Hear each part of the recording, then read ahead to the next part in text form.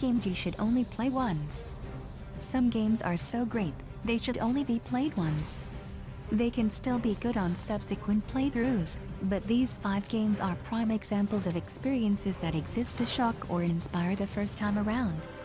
This shouldn't put these games in diminished standing amongst their peers, though. These games are at their fullest when they aren't over-prodded by the ever-curious gamer. 1. Bioshock Infinite. Bioshock is a great series of narrative-heavy first-person shooters that bring a particularly unique set of mechanics to the genre.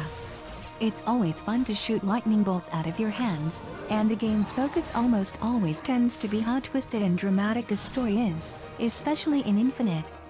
Once you play through the last half hour of it, you can never look at Bioshock Infinite the same way again. One of the biggest plot twists in games is when the ending is obvious, but so well executed that it remains impactful. You can never have that first time back, though, and romping through Columbia again will not bring you back from behind the veil.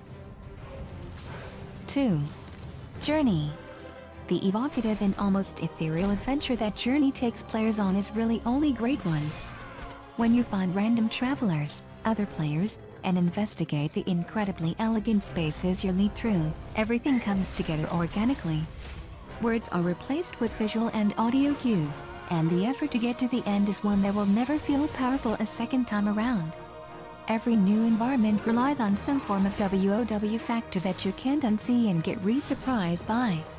Note, this could probably apply to any Geneva Chen lead that game company release, such as Flow and Flower. 3. Any Telltale game. Telltale has their particular brand of adventure game down to a science, and almost all of their games have followed a similar format. Unfortunately, that means there's really only room for one genuine playthrough, where you set aside the fact that you know how these narrative paths work and can almost predict what happens next because of it. Regardless of how you feel about the game's stories, playing it a second time shows you not only the micro effects of the actions you didn't take, but the fact that they really don't change the overall course of the story much at all. It can be a real bummer to pull the veil back like that. 5. Outlast. Outlast, like Bioshock Infinite, relies on the unknown to keep its plot compelling. Jump scares and near misses with crazy killer creatures are abundant and keep you on your toes most of the game. But after you know what's around every corner, the game becomes less of an experience and more of an exercise, which would be fine for a game with many difficulty levels or leader. 5. Outlast. Outlast, like Bioshock Infinite, relies on the unknown to keep its plot compelling. Jump scares and near misses with crazy killer creatures are abundant and keep you on your toes most of the game.